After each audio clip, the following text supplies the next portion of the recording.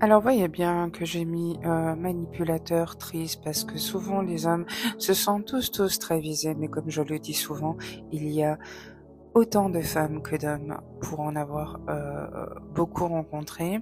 J'ai trouvé dans la sphère des connaissances ou des tentatives amicales beaucoup plus de femmes manipulatrices que d'hommes en général.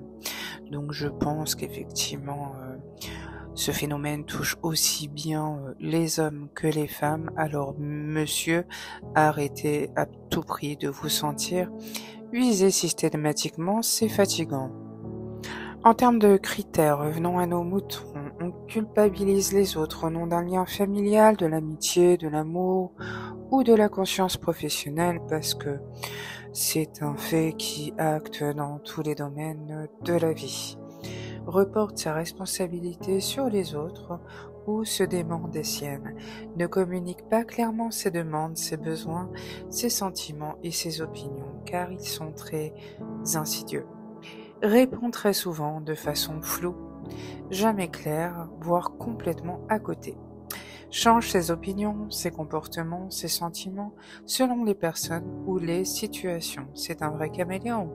Invoque des raisons logiques pour déguiser ses demandes. Fait croire aux autres qu'ils doivent être parfaits, qu'ils ne doivent jamais changer d'avis, qu'ils doivent tout savoir et répondre immédiatement aux demandes et questions.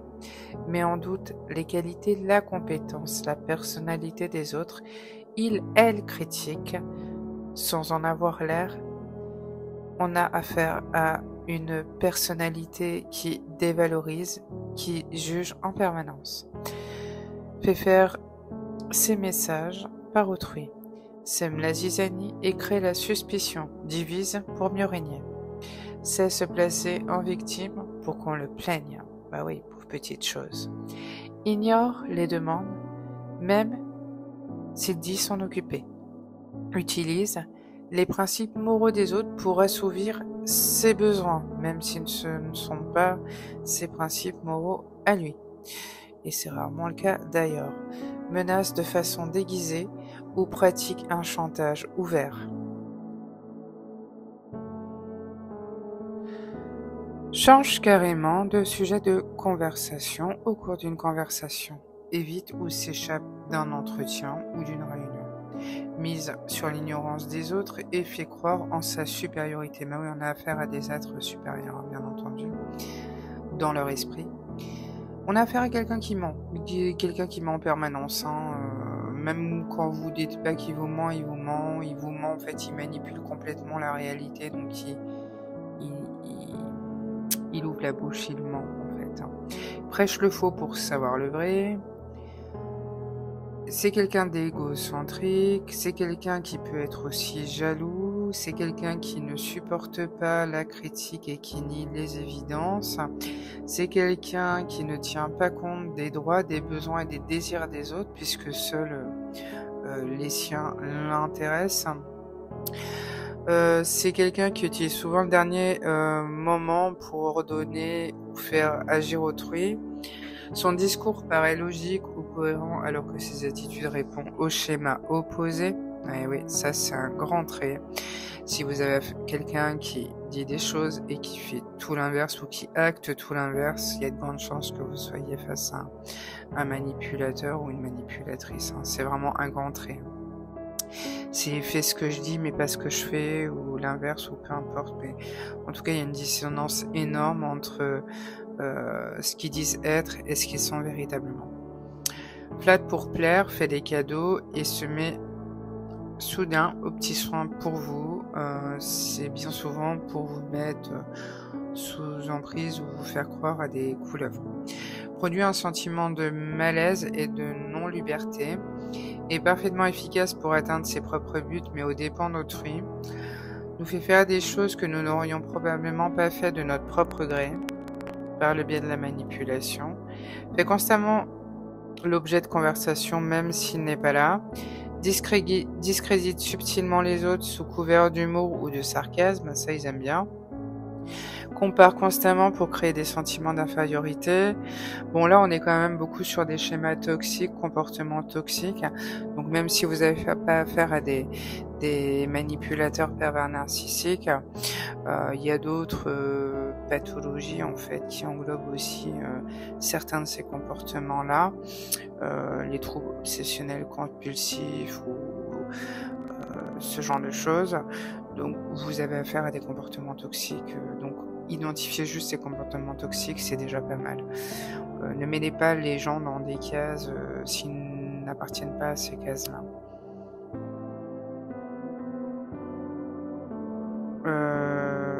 Compare constamment pour créer des sentiments d'infériorité, ça ils aiment bien. Manipule les faits pour se montrer sous un jour favorable, c'est systématique.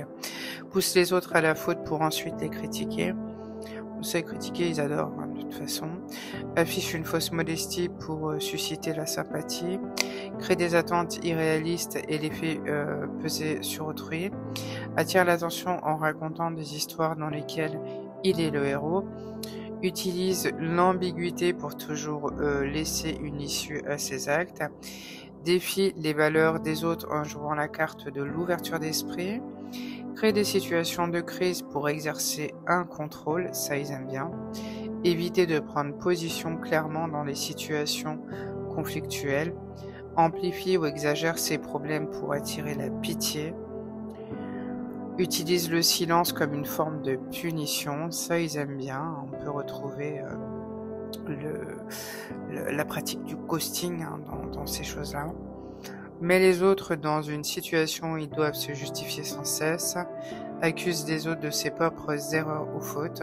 Joue avec les émotions des autres pour créer une dépendance affective et mettre les autres sous emprise. Mais ça, j'en parle dans mes ouvrages à moi et dans mes formations. Utilise le sarcasme ou le cynisme pour abaisser. Fait des promesses qu'il ne tient jamais. Alors ça aussi, ils sont très forts. Minimise ou banalise le succès des autres pour mieux les contrôler. Prétend être dans l'urgence pour éviter les explications. Utilise d'informations confidentielles pour manipuler. Exagère les erreurs des autres pour les faire culpabiliser. Provoque la confusion par un discours contradictoire. Évite les questions directes en changeant de sujet. Crée des situations où les autres se sentent coupables sans raison. Envoie des messages ambigus pour que chacun interprète différemment. S'immisce dans la vie. Alors, envoie des messages ambigus pour que chacun interprète différemment. Ça, si vous avez affaire à quelqu'un qui vous balance des phrases et que vous n'arrivez pas réellement à interpréter le sens ou que ce sont des phrases avec des doubles sens qui manquent de clarté, etc. Faites attention. S'immisce dans la vie privée des autres pour mieux les contrôler, ça arrive très souvent là, faites attention à qui vous fait entrer dans vos vies. Évite les confrontations directes en utilisant des intermédiaires. Encourage les conflits entre les autres pour rester maître de la situation. Invente des histoires pour justifier ses comportements. Manipule les émotions pour obtenir des réponses immédiates. Transforme la réalité pour toujours avoir raison. Est capable de feindre la tristesse pour apitoyer. Prend des décisions à la place des autres. Ne donne jamais de reconnaissance sincère. Refuse d'admettre ses erreurs ou ses torts. Invente des histoires pour manipuler l'opinion des autres. Fait planer des menaces voilées pour maintenir une forme de peur. Choisit des moments stratégiques pour faire ses demandes. Ignore les limites des autres pour satisfaire ses propres besoins. Critique indirectement pour semer le doute. Adapte son discours en fonction de l'auditoire pour plaire. Utilise le mensonge pour se sortir de situations gênantes. Se fait passer pour un expert dans tous les domaines. Joue avec les faiblesses des autres pour les contrôler. Faites des fausses accusations pour obtenir des excuses.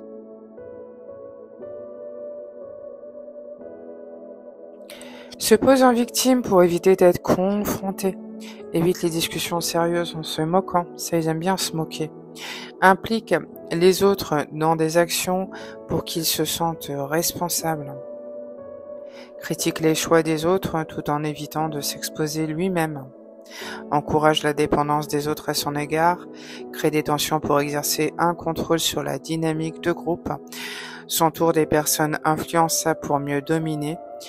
utilise les reproches pour déstabiliser les autres, transforme ses échecs en leçons de vie pour s'auto-valoriser, intervient dans des décisions des autres en les dévalorisant, donne des ordres déguisés en suggestions, suggestion égale hypnose, se montre soudainement généreux pour racheter son image, dénigre subtilement ceux qui le contredisent, exige la reconnaissance de ses sacrifices, tente de toujours s'assurer du dernier mot dans une discussion, s'appuie sur des arguments fallacieux pour justifier ses actions, cache ses véritables intentions en évoquant le bien d'autrui, exploite la gentillesse et la tolérance des autres pour arriver à ses fins, tire profit de la bonne foi de son entourage, affirme que tout ce qu'il fait est pour le bien des autres, cultive un climat de méfiance entre les autres pour garder le contrôle,